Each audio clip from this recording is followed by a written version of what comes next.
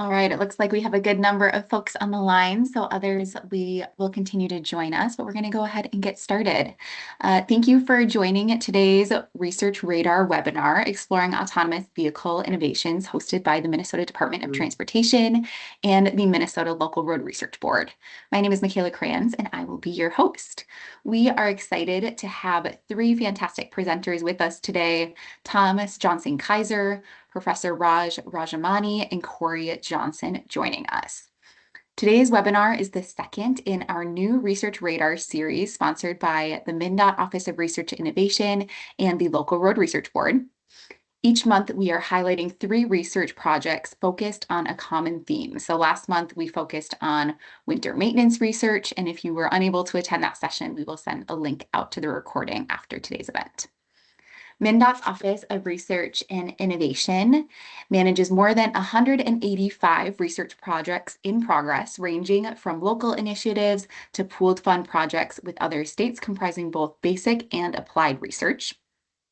We are here to help transportation practitioners determine whether new research is needed or if existing studies may solve their needs, recommend the best research methodology for your project, access local and national funding sources, and then manage your project from start to finish.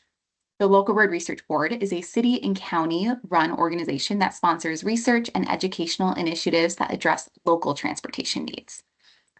You can stay up to date with our research by following us online and subscribing to our newsletters. We'll send you website and subscription links after today's webinar. We are excited to announce the funding of 27 new academic research projects selected from a competitive pool of 82 proposals. To see a full list of the newly funded projects, you can scan the QR code on the screen. And if you have subject matter expertise in any of the projects you see listed and are interested in serving on a technical advisory panel to help guide the project throughout its process, please reach out to our office. Lastly, if you have an idea for a new project or a problem that needs solving, we are accepting new ideas. And to submit your idea, you can go to Idea Scale by scanning that QR code and submitting your idea there. So before we get started, I'll read the Tennyson warning. This session will be recorded for those who cannot attend. If you have your camera turned on during the session, the recording may include your image, which is private data under the Minnesota Government Data Practices Act. You are not required to allow MnDOT to use your image, and there are no consequences for declining to do so. To opt out of the recording, turn off your camera. I would now like to introduce our presenters. Thomas Johnson Kaiser is the CAV Planning and Policy Manager at MnDOT, where he leads the development and implementation of CAV policy and CAV-related public and stakeholder engagement. He previously served as the Public Engagement Manager for MnDOT's Communications and Public Engagement Office. In that role, he helped provide tools, resources, and training to MnDOT and public engagement practitioners and consultants who conduct public engagement on MnDOT's behalf. Prior to that, he served as the CAV Engagement and Project Manager and as a project coordinator in MnDOT's Office of Research and Innovation. Raj Rajamani is a professor in the Department of Mechanical Engineering at the University of Minnesota. His research interests include intelligent transportation systems, autonomous vehicles, sensors, and control system design. At the University of Minnesota, he is currently the Benjamin Y. H. Liu Endowed Chair Professor and Associate Director at the Minnesota Robotics Institute. Lastly, Corey Johnson is the statewide Intelligent Transportation Systems Program Engineer for MnDOT's Office of Connected and Autonomous Vehicles, or CAVX.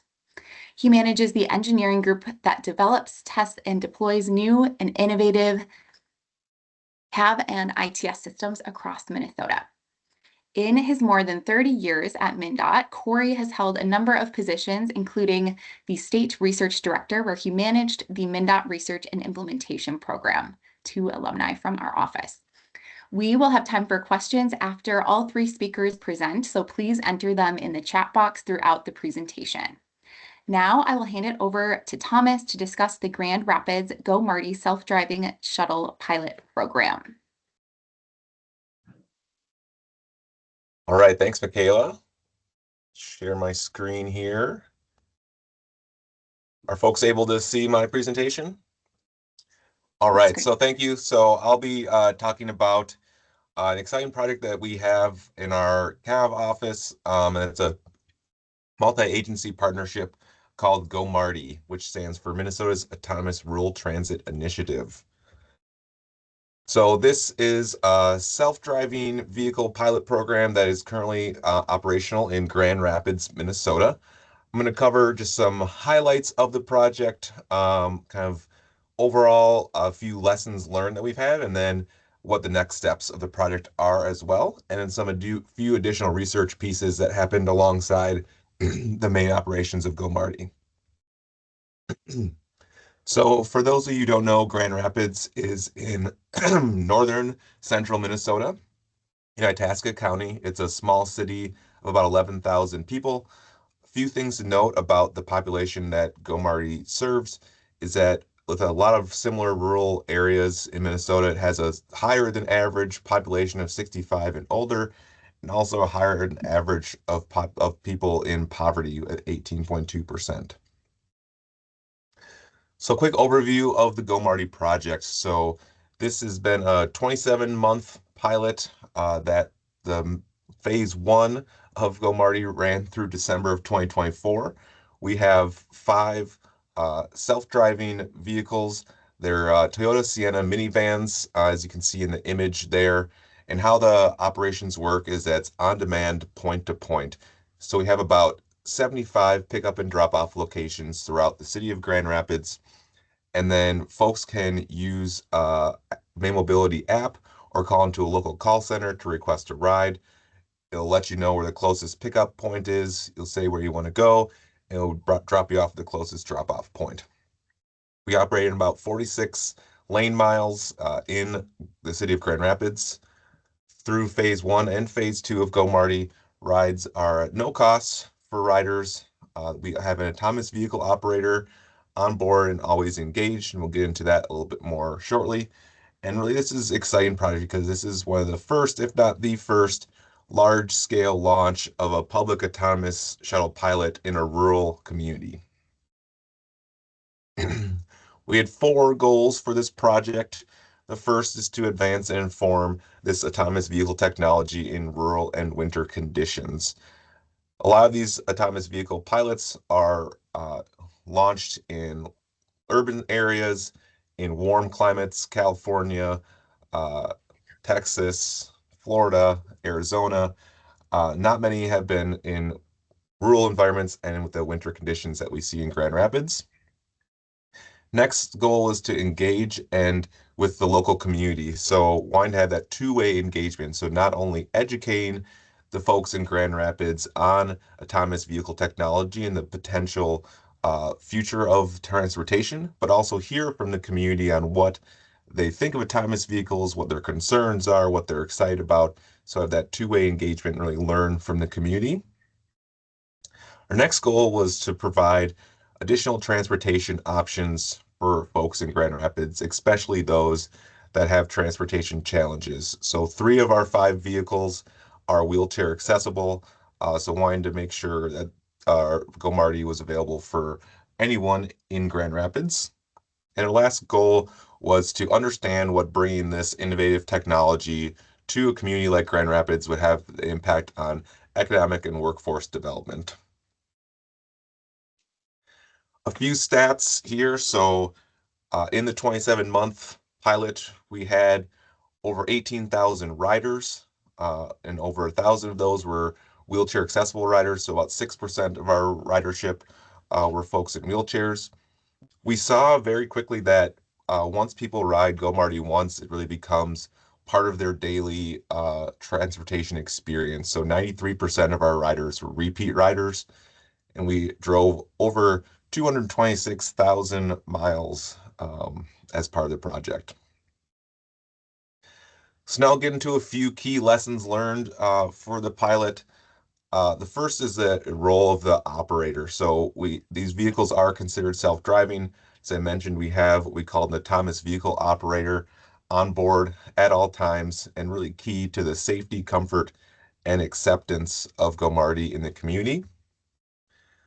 So the operators are trained to prioritize safety, experience, and then autonomy. So they're really key for a number of reasons. So one of the first reasons is they help with advancing the technology. So they help localize the vehicles. They can log data points throughout the route to help that continued improvement.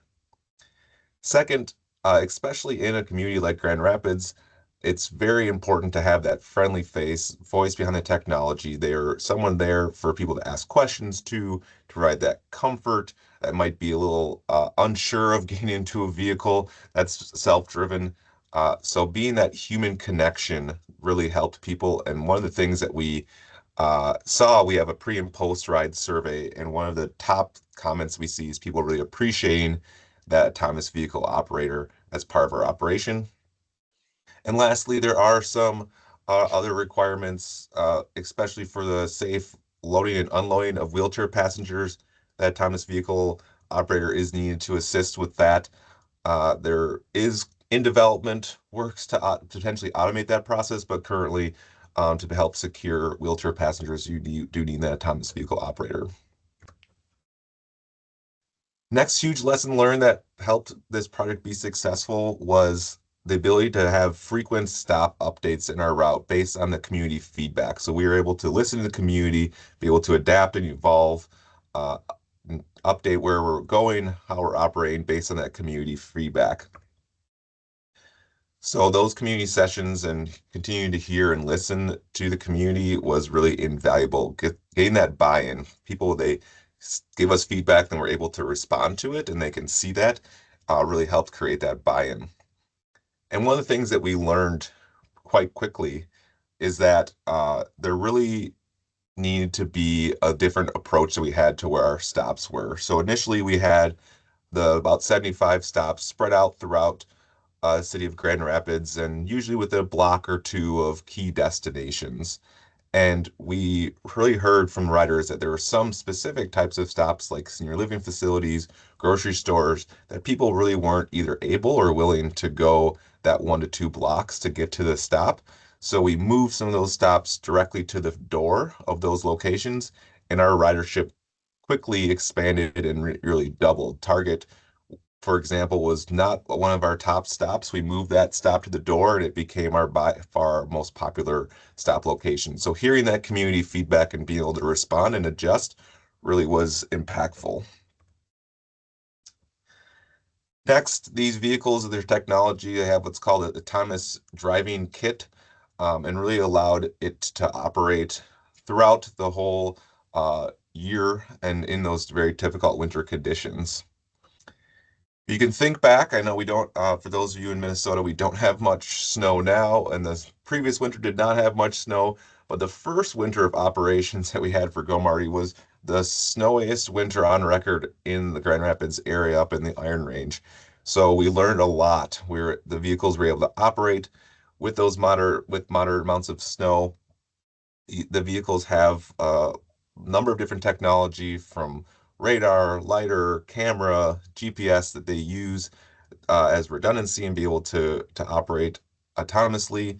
They aren't reliant on needing to see the paint lines on the road, so they're able to operate in those tough conditions. And something that's really key for the success of this product as well is that the vehicles very easily switch from autonomous mode to manual mode.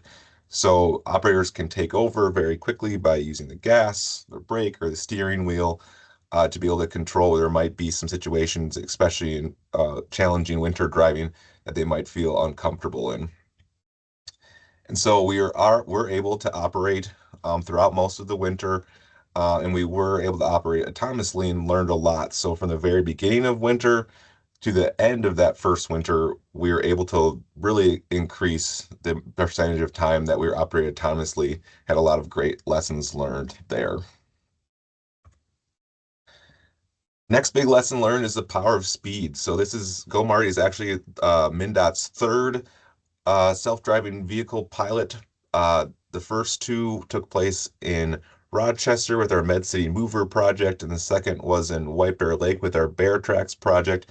Both those projects used more of the platform that was more of a mini bus, that was a slow moving shuttle. They would get up to maybe 10 to 15 miles an hour. And that was a really big challenge, which we'll hear some of those challenges from Corey's presentation later. But these vehicles are able to, the Go Marty vehicles are able to get up to 30 miles an hour while operating autonomously, which in the city of Grand Rapids is the highest speed limit that we were on any of the roads we were operating on. So they didn't disrupt the flow of traffic. They were able to move with traffic and avoided some of the challenges that Corey's presentation will get into later. Two more lessons learned. Next is really important of community ambassadors. So this was a really community-driven project within the city of Grand Rapids where they recognized that there were transportation challenges and wanted to think of creative solutions on how to solve those challenges. So having those strong community ambassadors within a rural community allowed people to talk to someone they know, someone they trust about Go Marty and really feel more comfortable trying out a new technology. And with that, community ambassadors, we are allowed to empower the community. So, as I mentioned before, we are able to adapt to that community feedback. Some of the main things we are getting feedback on is where those stop locations are and also operation hours. So, we initially came in thinking this would maybe be, a typical transportation option where it operates during the day. But what we heard from the community very strongly is needed evening and weekend transportation options. So Go Marty operates Tuesday through Friday, 2 p.m. to 10 p.m., Saturday, 10 a.m. to 10 p.m., and Sunday, 8 to 2. So in Grand Rapids, they have some transit options with Arrowhead Transit, but it's relatively limited. There's no Uber, there's no Lyft. I think there's maybe two taxis in the whole town. So having those evening and weekend hours for folks to get to grocery shopping, get to social events was really key that the community felt that they were missing.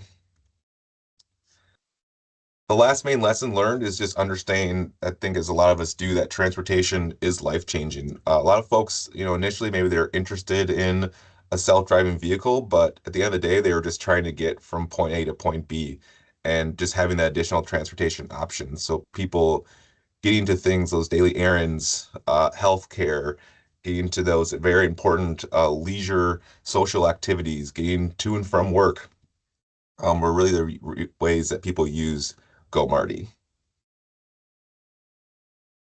So next, I'm just going to briefly touch on, we had a few, in addition to the main Go Marty project, we had a few additional research efforts that were uh, taken place by the University of Minnesota. The first was a research project on the history, partnerships, and community engagement.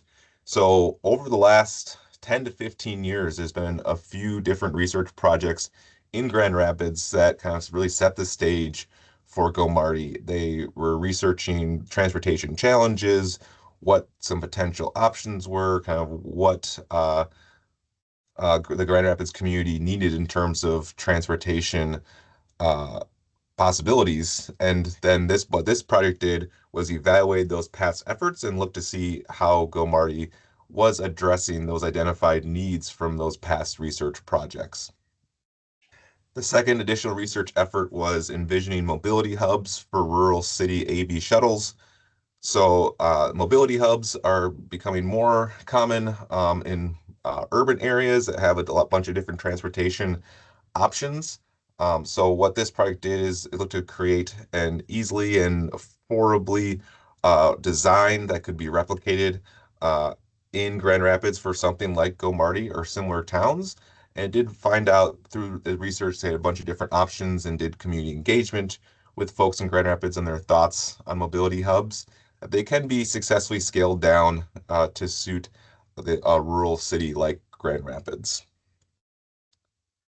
All right, to close up, I'm just going to talk very briefly about Go Marty 2.0. So this was a very successful project, Go Marty 1.0, and part of that success led to the Department of Iron Range Resources and Rehabilitation, another state agency, applying for federal funding to continue and expand Go Marty, and they were awarded a $9.3 million dollar attain grant. So in the process of getting that underway. So very shortly here in the spring, GoMarty 2.0 will launch, which is expanding the service area not only within Grand Rapids, but also to some neighboring communities of La Prairie and Cohasset, adding some vehicles to the fleet. Not only be autonomous vehicles, but there'll be some electric vehicles as well, and really just have the opportunity to expand this for another 3 years and research. And a part of that, what is the viable long-term viability for something like GoMarty in Grand Rapids? So that's a very quick overview. I will want to note that we are currently working on our final report for this project that will have a lot more detail and lessons learned if folks are interested. That should be wrapped up here in the next couple months. But you can always go to gomarty.com to get more information on the project. Fantastic. Thank you, Thomas, for sharing about GoMarty, how this project is improving accessibility and transportation options in Grand Rapids. I am excited to see where GoMarty 2.0 takes you. So next up, we have Raj, who will be talking about influence of autonomous vehicles and partially autonomous vehicles on Minnesota roads.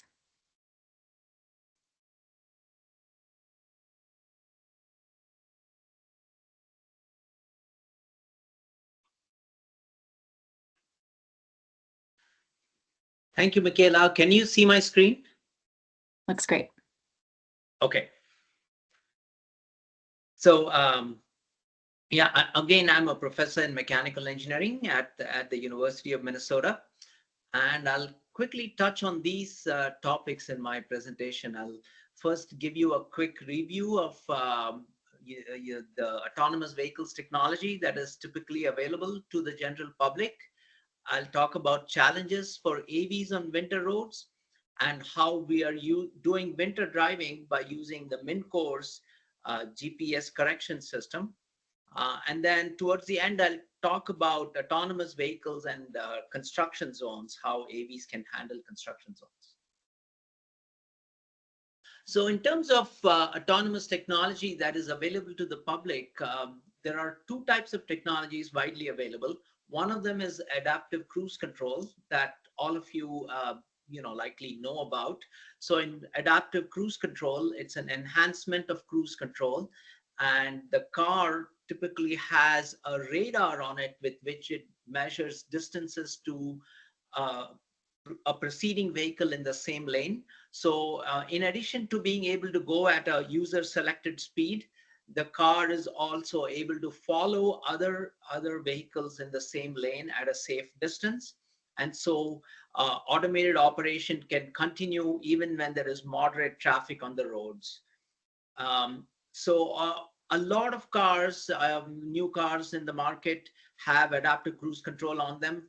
Even low-cost vehicles like Toyota Corolla and Honda Civic offer adaptive cruise control. However, usually ACC is available only at speeds above 40 miles per hour. So it's meant for using on the highway and not at low speeds, typically. The other type of technology available on many cars is automatic steering. So automatic steering is typically done by using cameras on the vehicle. So these are look-down cameras that find the distances from the lane lines. So basically the cameras help find how off-center the car is in the lane, and that is used for feedback to do steering control. So this measurement of lateral position in the lane can be used either for providing warning if the driver is about to make a lane departure, or it can provide lane keeping assistance, meaning if the car is about to have a lane departure, the system can bring the vehicle back and keep it inside the lane. And then there is also automatic lane keeping, in which the system essentially steers itself and stays in the lane automatically, and the driver doesn't have to do the steering. Going beyond ACC and automatic steering, there are some systems like, for example, the Tesla Autopilot. So the Tesla Autopilot um, relies on cameras,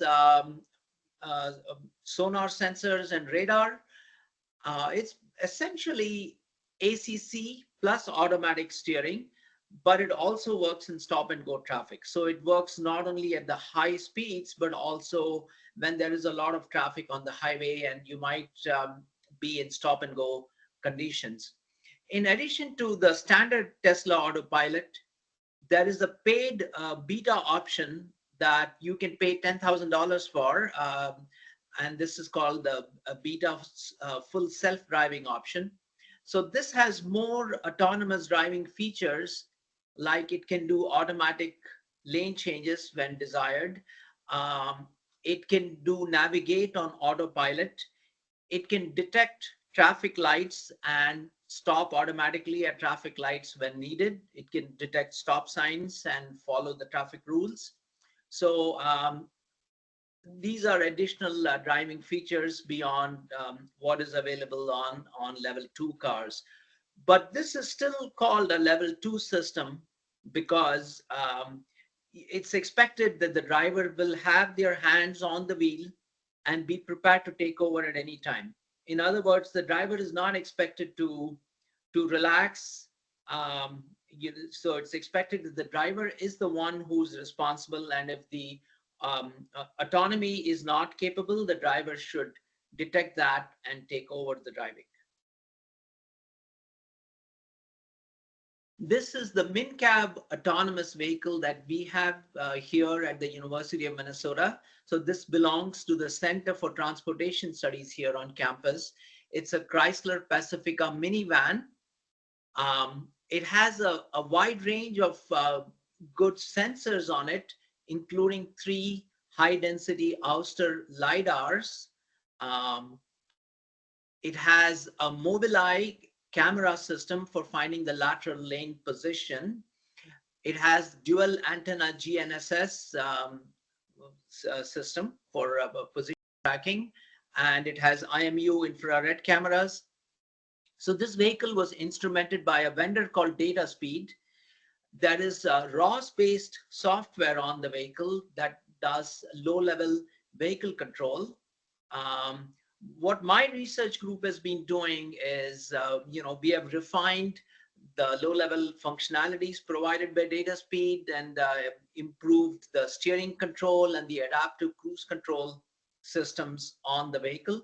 Some of the projects we are working on are, how to help the vehicle drive on rural roads, including unpaved gravel roads, and how to do cooperative driving through rural intersections using I2B communications. So I want to talk about winter driving and how we are using the MnCourse localization system, RTK correction system for winter driving.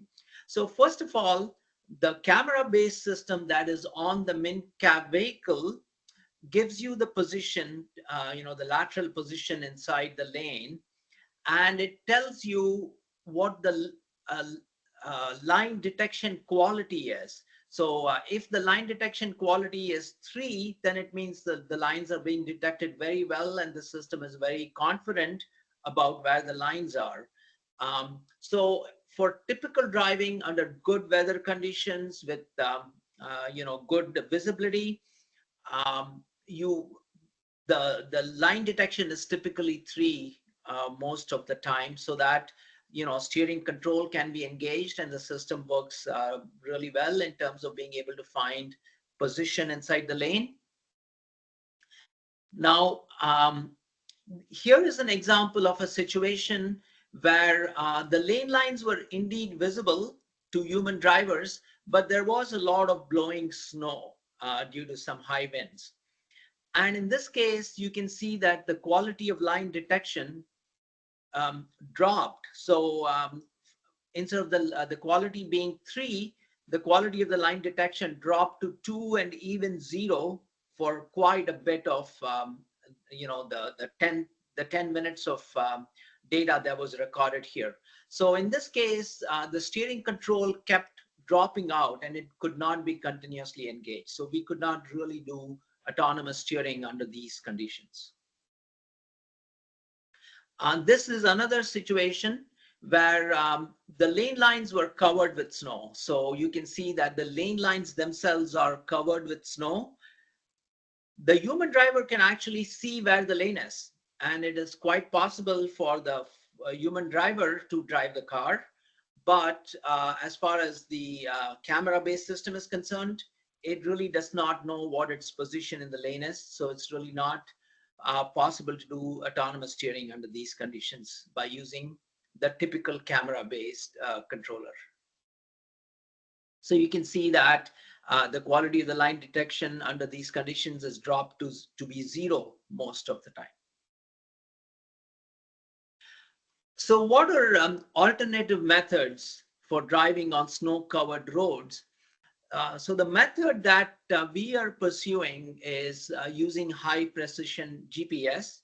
So regular GPS can only measure your position with an accuracy of about 1.8 meters, of the order of 3 to 6 feet, basically. So it's really not enough to be able to do autonomous steering with. It's certainly enough for navigation, but not enough for autonomous control.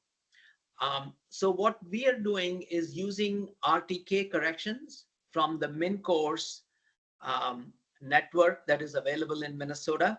We do sensor fusion, in which we use IMUs.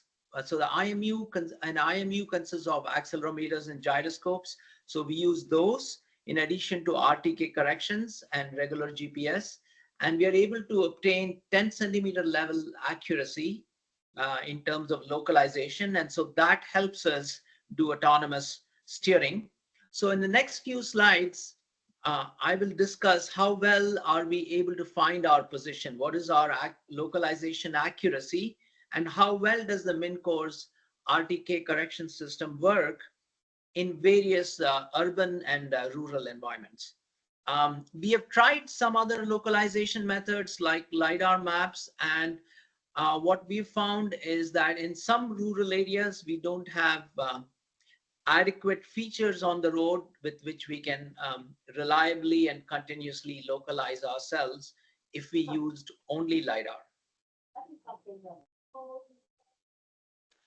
Okay, so this is the Novatel GNSS module on the MnCab vehicle. You can see that there are 2 antennas here on this vehicle.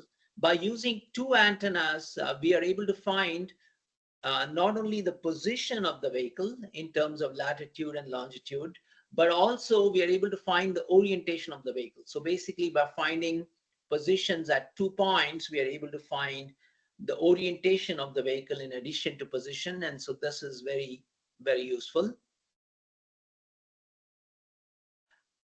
So this slide talks about satellite availability at various locations. So what you can see on this slide is that in a rural location, such as this is a particular rural location. I had to remove that slide here to stay within 15 minutes. But basically, in rural locations, you can have a high number of satellites available. So you can see that What's 20 the matter, to 30. Chris? Sorry? From? So there's more than 20 to 30 satellites available at all times. So this enables you to localize and find your position very accurately. On the other hand, in downtown, this is in downtown Minneapolis, the number of satellites available drops dramatically and can be very low in number. You can see that for a significant amount of time, we had 0 satellites available. So basically, there were about 240 instances when the car could not localize itself. So for about 24 seconds of driving, the car could not find its position. Localization also works well on suburban local roads without obstructions, But on some local roads where there is a lot of tree cover, you do occasionally lose satellite visibility, and the accuracy of your localization can drop when there is a lot of tree cover.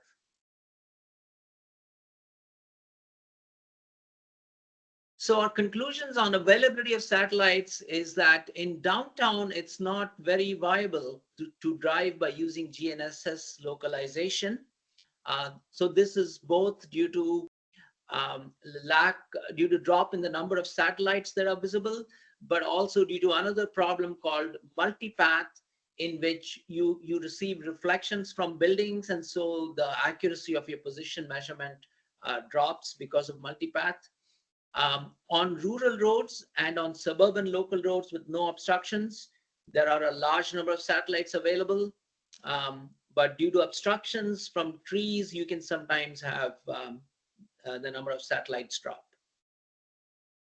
In terms of how accurate are we, what you can see here is that in on rural in a rural location, the accuracy, when you had more than 20 satellites visible all the time, your accuracy is better than 10 centimeters. So your standard deviation is between 0 and 0.1 meters. So your position measurement is very accurate.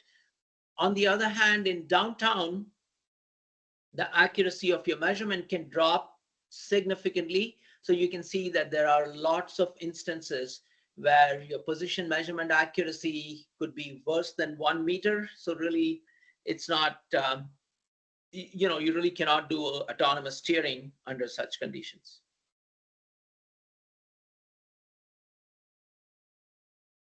Okay.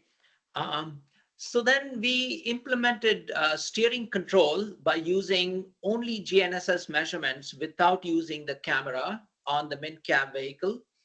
And our control system basically consists of both a feedback and a feed forward algorithm. The feedback basically measures your position and how much of an error you have in your lateral position. So that is the feedback portion of the controller that is used together with a lead compensator to do the autonomous steering.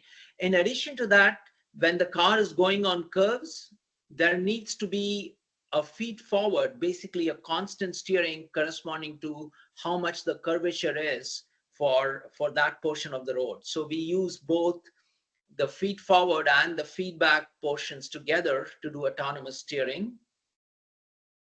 What I'm going to do now is essentially show you a video of autonomous steering using GPS, GNSS based, RTK correction based steering control. So this is a video taken on Energy Park Drive. In St. Paul. Basically, this is a road that has some pretty sharp curves. The radius of curvature can drop to come down to almost 100 meters. So these are pretty sharp curves, and you'll see that the system can still drive pretty well on these curves at 30 miles per hour. So this is the video that I'm going to play now. So this is the human driver initially driving, and then he will switch the autonomous steering on. So the autonomous steering is switched on. It's basically both adaptive cruise control and autonomous steering. And, the car is able to steer itself. So this is based purely on GNSS with the MnCore's RTK corrections. So you'll see that we are able to handle some pretty sharp curves at 30 miles per hour.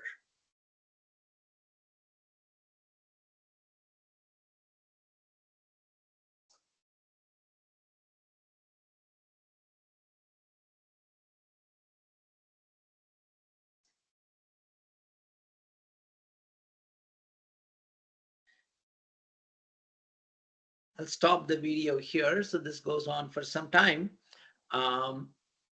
In terms of performance of the autonomous steering, so While driving on straight roads, the accuracy is of the order of plus or minus 5 centimeters. So basically, it stays in the center of the lane. The deviation is less than or equal to plus or minus 5 centimeters. While driving on sharp curved roads, the error increases a little bit, and it's of the order of plus or minus 10 centimeters. So we are continuing to work on improving accuracy.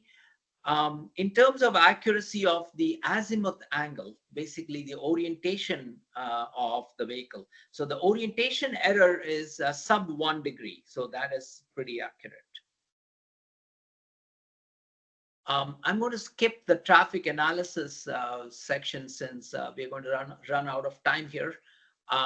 So I'll talk a little bit about construction zone testing. So we did some work on finding on analyzing what are best practices to make autonomous driving more feasible around construction zones. So some of the things we looked at are what happens with conflicting lane markers. So this is basically driving with cameras. So this work was done before we did the GNSS work. So what happens when you have conflicting lane markers? What can you do with cone and barrel placement? And is your system able to detect temporary lane markers?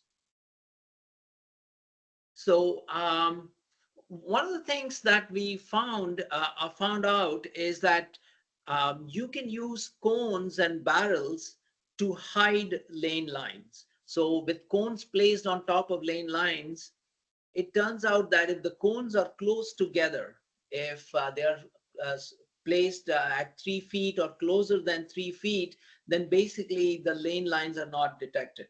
So in other words, you can use these cones to hide some lane lines.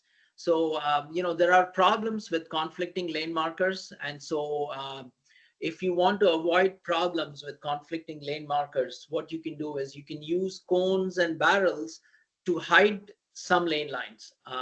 So if the cones are placed far apart, like for example 10 feet apart, then the quality of line detection is very good. So in other words, the car is still able to see the lane line, but if the cones are placed together, then you can hide the lane line completely. As far as temporary markers, it turns out that if markers are placed 3 feet apart, so as shown in this picture here, if they are placed 3 feet apart, then actually the camera system, the Mobileye system on our vehicle is not really able to detect this as a lane line. It's really not able to find its position. So but if the markers are placed closer together, then the system is able to detect it as a lane line and is able to follow the lane line. So some of our findings are basically that conflicting lane markers cause problems, but you can hide lines that you don't want the vehicle to see by using cones and barrels.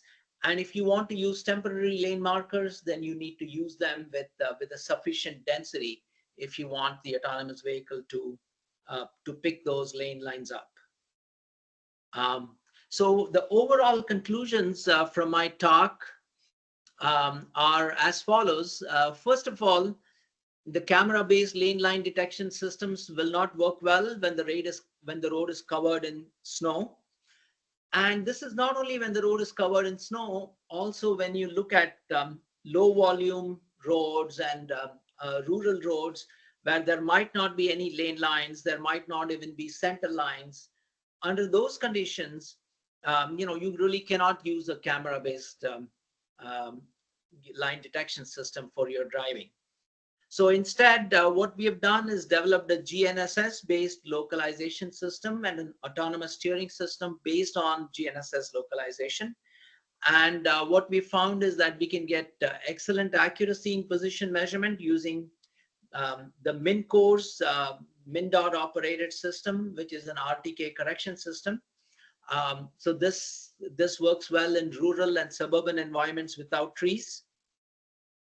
Using GNSS for localization in urban environments is going to be very challenging. So there's some advantages for rural environments. They can really make a good use of GNSS. So that is an advantage that rural environments have for autonomous driving.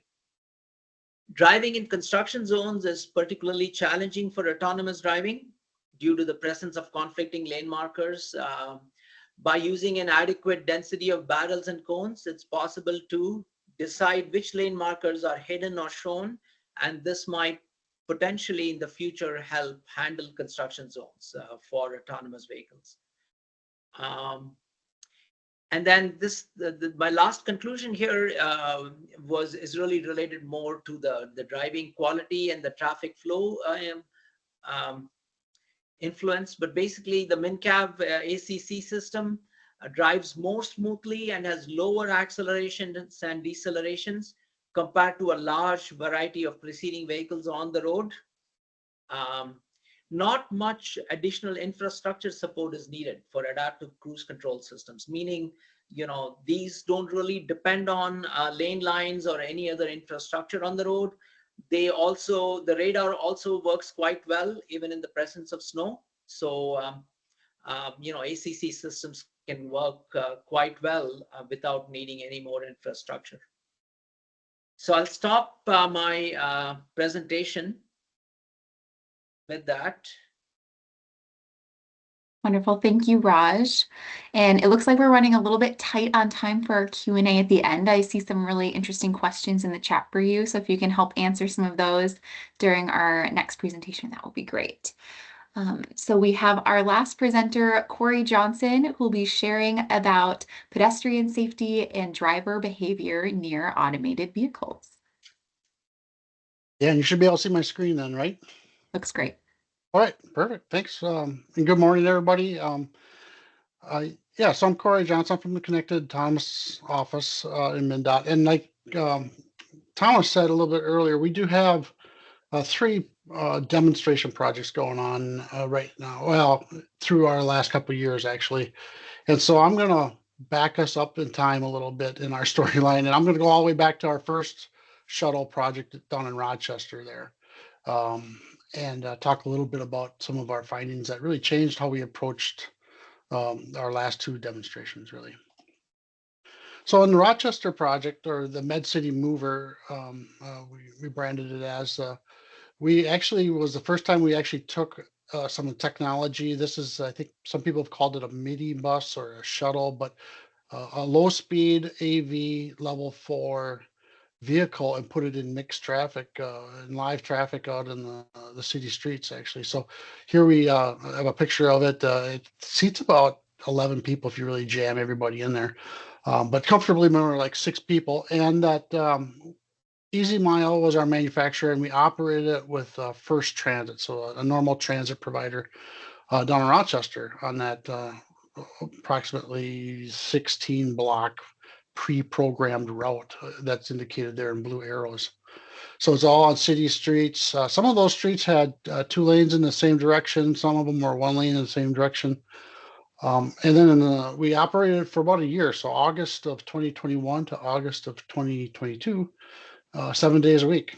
And so we got to see all kinds of different winter weather, rain, wind, construction zones, all kinds of different things for that time period, and drove about 6,000 miles with about 3,000 passengers during that time.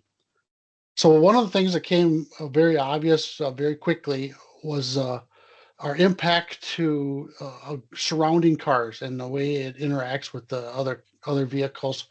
And we saw other vehicles taking more risks around it, falling too close, trying to pass it, in situations you probably shouldn't have done. So it became pretty obvious for us to kind of measure and monitor the risk that we were seeing out there on the street.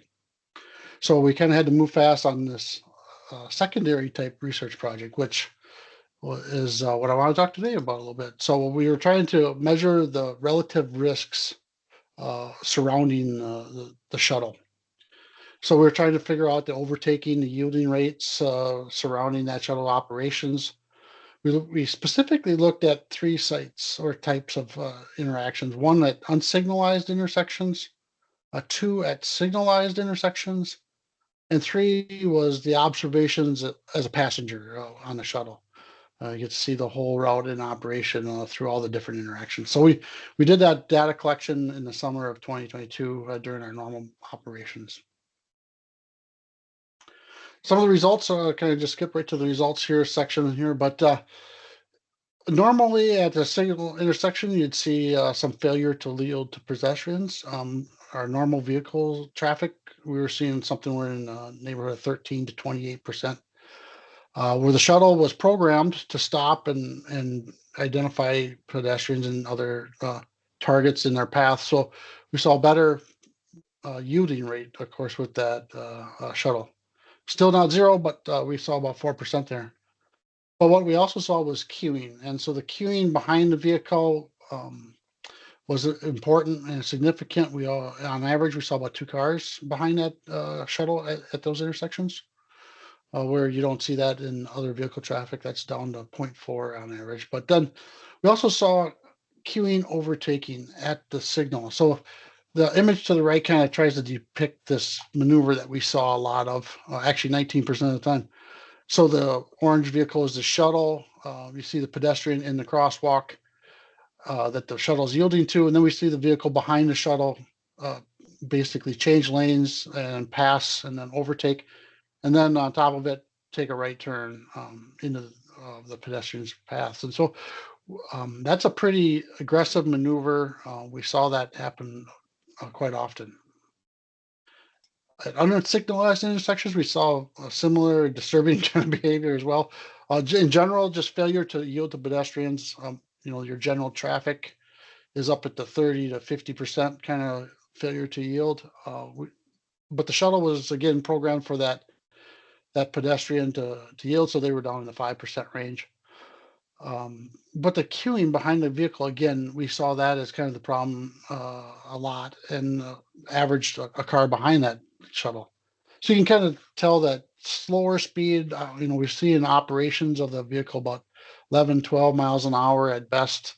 So it builds up a queue behind it, and we saw then that queuing vehicle display a turn movement and then pass the shuttle and then then have to address the pedestrian cross. In some cases, it's in the picture depicts kind of a nice gap with the far side pedestrian, but sometimes that pedestrian is right in front of the shuttle, and you have all kinds of blind spots in that scenario. So again, we didn't see that as much as in other vehicles. We saw it happen a lot, 13%. Of the time around our shuttle. And then from the passenger perspective, we did see that multi-threat passing 5 times while we were riding around the route on those days that we were in the shuttle. And then none in our control research vehicle, but what we saw more of was the overtaking behavior and cutoffs from behind and from far lanes and lane changes from behind. And so again, that they're pretty aggressive maneuvering observed in general. You can see kind of the frequencies. We're in the hundreds of counts. So it happened a lot. So kind of the results that we were kind of pulling out were great. The shuttle was complying to state crosswalk laws. That's terrific. But most of the time, nobody else is. So it creates these conflicts.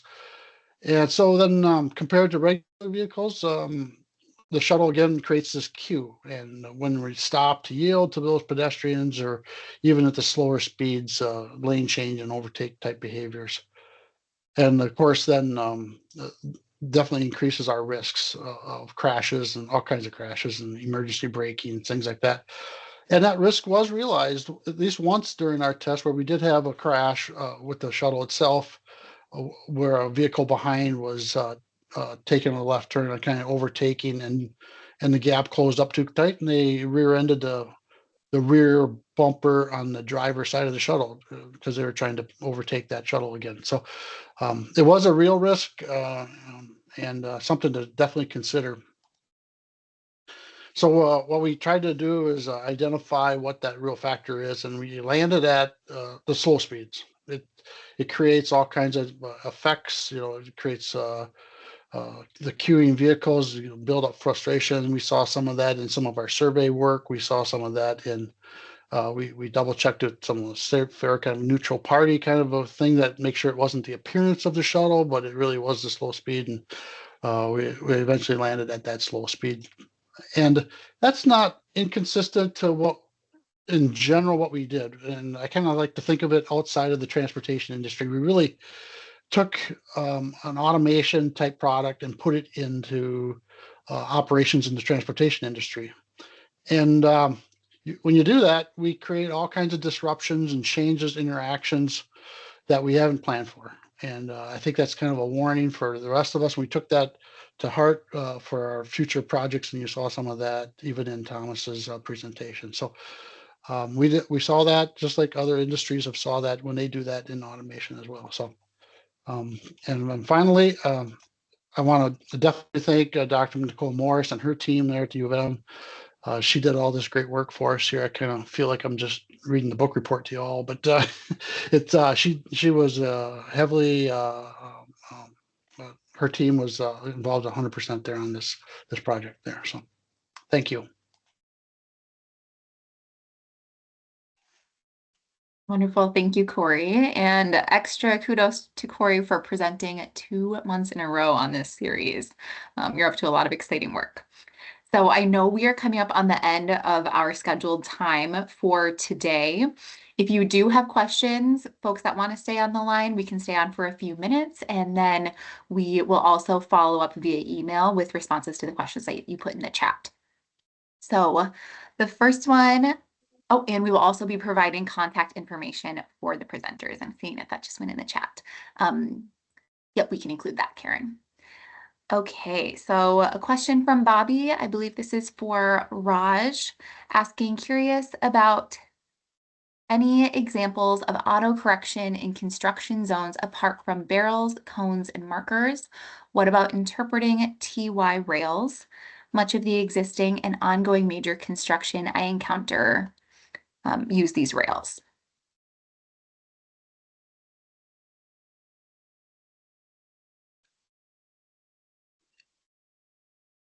So yeah, I don't know of any systems that are currently trying to handle construction zones autonomously and take care of that type of driving. It's possible that some of the Waymo systems, like the robo taxis in San Francisco, for example, it's possible that those might be able to handle construction zones, and maybe they are designed to be able to do that.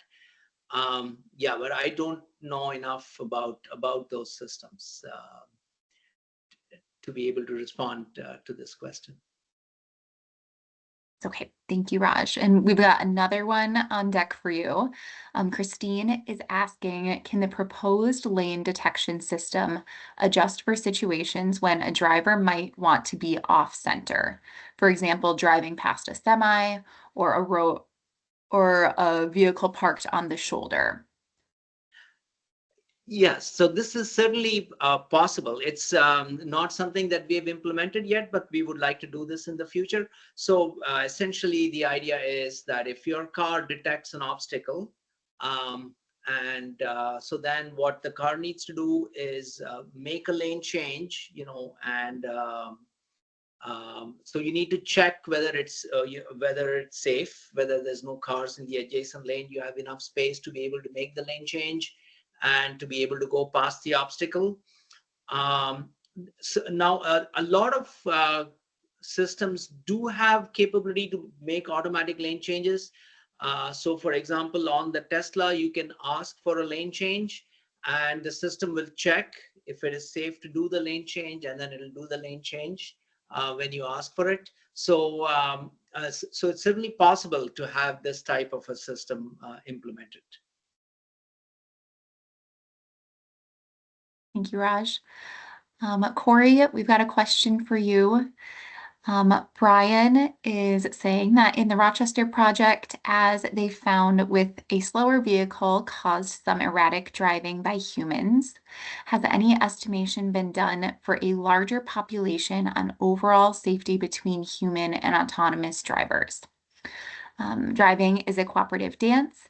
Is the safety best when it's most or all human or most or all autonomous drivers? For example, do humans and autonomous vehicles dance well together? Yeah, I really like the dancing vision, and it really is fairly accurate. And there isn't a lot of work done on or research work done on what does that cooperative dancing really do, or how does it happen. And there are no really good estimates. This project here that Nicole did was probably the very first estimate really on how do you mix automation in with a mixed fleet. So strong area of new research that needs to be done. There's some early estimates on if you had an all autonomous fleet, you could see some huge safety benefits, but of course you'd have to get to a world where you're all almost 100% autonomous. So um, yeah, those are pretty long range stuff. But yeah, nothing with a mixed fleet. So a new area to research for sure. Great, thanks, Corey. This is for all of our presenters. Karen shared that they believe automated vehicles can be used for first and last mile transportation and has an idea that they would like to discuss with somebody in the future. Yeah, certainly. I'd love to chit chat on it too, or the whole panel maybe. Yeah, I'd be happy to discuss it as well. That would be great. Beautiful. Eric's commenting that they applaud the research and development being done on autonomous vehicles. They are more interested in the solutions that will be provided by autonomous flight. You know, the flying cars, likely big drone style vehicles that seat 1 to 2 people will provide. Seemed like this could reduce close interactions between vehicles and certainly between vehicles and pedestrians. Also, who doesn't want a flying car? If you guys have anything to share on that, you're welcome to do so. Otherwise, we have some more comments as well. Yeah, I agree. I'd love to have a flying car.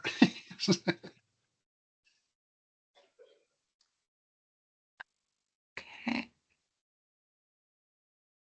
This question is for, I think for Raj, asking for autonomous features. I've driven many cars that have ACC and lane assist, and I've found that having a feature is not enough, but that the algorithm is just as important. Some markers have algorithms that drive like I do, gradual, smooth adjustments to speed or lane position, and slowing when going around a sharper turn.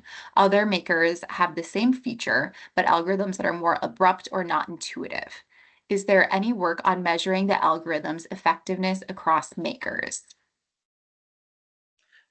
That's a good point. I think I know there are some research papers on essentially adapting the system to drive according to your style. So, I guess the driver is going to be comfortable if the car behaves like how he or she expects it to behave, right? And so finding out, understanding the driver's style by looking at data when the driver is driving, and then adapting the style to drive similarly is a great idea. I think that's going to make the user comfortable, and it's a good thing to do.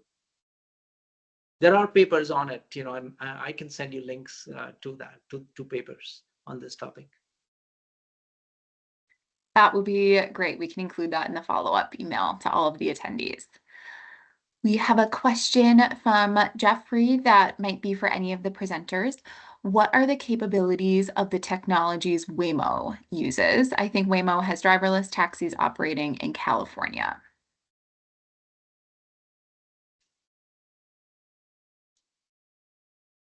Yeah, I can try to take that. I don't have a great understanding of Waymo. I have driven in their taxis in Phoenix, of course, but they are 100% level for you put in and it's essentially an Uber that doesn't have a driver, and they are on city streets on a very closed network, and that's 100% digitized. So they do have a map, so it's a point-to-point drop, which is kind of interesting. And then they also have great LiDAR sensors suites on their vehicles to try to pick up pedestrians and cross traffic and the stuff that drivers have to observe and react to. It seems like a lot of their system is built on LiDARs, but they do have a pretty significant mapping product as well that they have kind of a in concert to, or maybe even more than that, technologies there. They might even have some other stuff when they lose a comm and things like that too. So they're very sophisticated machines.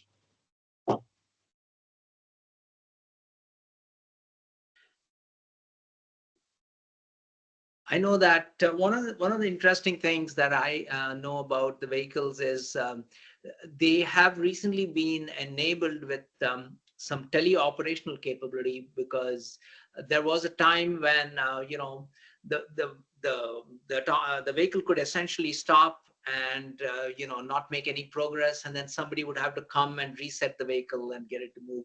So for example, there was one situation where the car stopped at a flashing yellow because it was not supposed to go on a flashing yellow, and so it just stopped at an intersection at the flashing yellow and just stayed there forever, and then somebody had to come and reset it and get it moving. All the technologies moving forward on improvements. Going back to Thomas's project, and I know he had to leave for another meeting, so Corey, you might be able to speak to this. Nissa had asked, what are you finding in terms of using GoMarty for access to healthcare and health service needs? And Thomas had the chance to answer that one in the chat.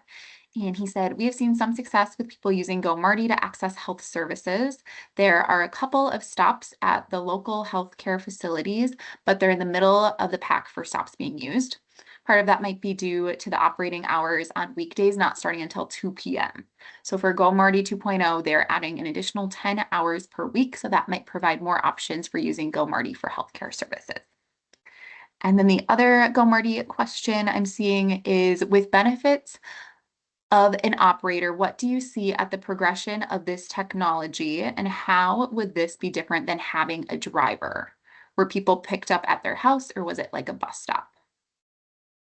Yeah, and I can address part of that. Anyhow, as far as the technology right now, they were pre-programmed stops, and so they were like bus stops essentially. And so there was a lot of them. There was a pretty elaborate map, and there was 70 to 80 different stops. So you could get a stop that was pretty close to your destination. In fact, they had some that were designed at the healthcare facility or the school or the shopping center or whatever it was. So, but it was like a stop from stop one to stop two.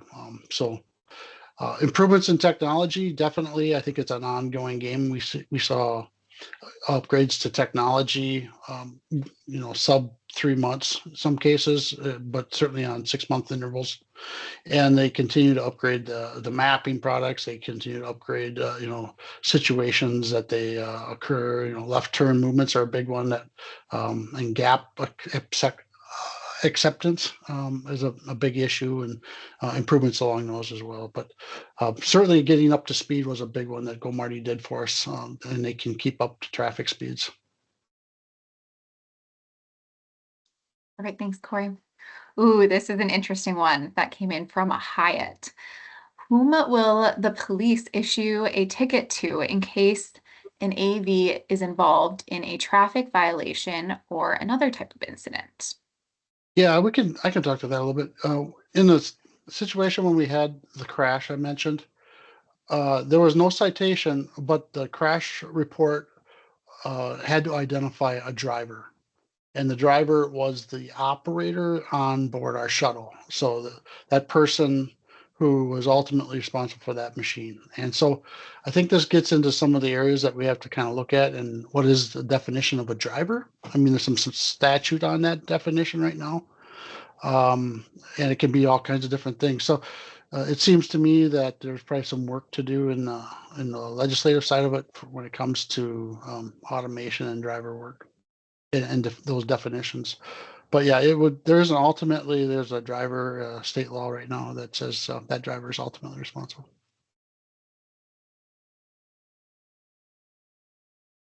Thank you. And I think we're gonna put a stop at 11:15. Everybody's really engaged, a lot of great questions, but I think that's going to be where we wrap up today. So we have a question that came in from Amy saying, do the findings raised in the Rochester project reduce the likelihood of the expansion of autonomous fleets due to increased risks?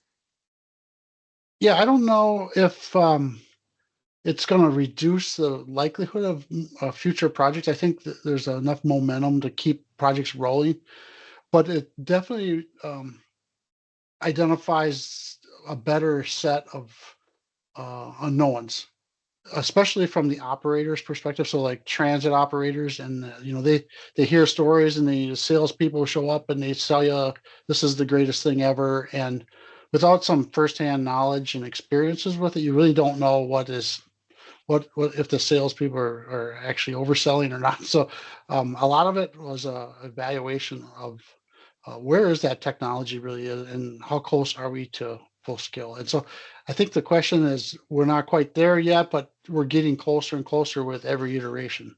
You can see it kind of in our progress of our demo projects, even over the course of 2 years. So I don't know when, but it seems like the progression is still moving in an automated direction, you know. Okay, and I'm going to combine these next two questions. Joe is asking, can we do research on long-range autonomous rides outstate to metro and vice versa, for example, 169 or Highway 212, and then also on expanding demonstration projects? Christine is wondering, is MnDOT interested in doing autonomous demonstration projects for larger vehicles in public transport, like 30 or 40-foot buses, or are shuttles and personal vehicles preferred for autonomous technologies? So asking about long range and then larger vehicles. Yeah, and I guess in general, from our office perspective, we're interested in all of that. All those business cases all have a different value, I think, a different client, different technologies involved. A longer range would be kind of interesting, as well as all of those would be kind of interesting to look for. And I know we did some earlier work with full-size buses, and we were trying to put together almost a national pool fund to try to cooperate with some of the bigger cities across the nation on their large bus fleet things as well. That didn't have enough momentum to carry the day at a national level, but I think individually there's a lot of interest in it. Continue to demo. I guess I wouldn't call it demo. I would think of it more as, what is the next step in technology, right? We don't want to continue to demo the same old technology over and over and over and over. We want to stay on the edge of the new stuff and see how those new business cases apply into the new tech. A lot of exciting opportunities ahead. So unfortunately, we are now at 11:15. Thank you to our presenters for sharing these fantastic projects, and for everyone that joined us today and all the engaging questions and comments in the chat. After the session today, we will be following up with you via email with a link to the recording if there's anybody that you think would be interested in watching it. And then we'll also send the links to the resources that we referenced at the beginning of this session. And be sure to sign up for future Research Radar webinars. They'll be coming monthly, sharing a lot of exciting research. So we're excited to see you next month. Thank you. Bye, y'all. Thank you.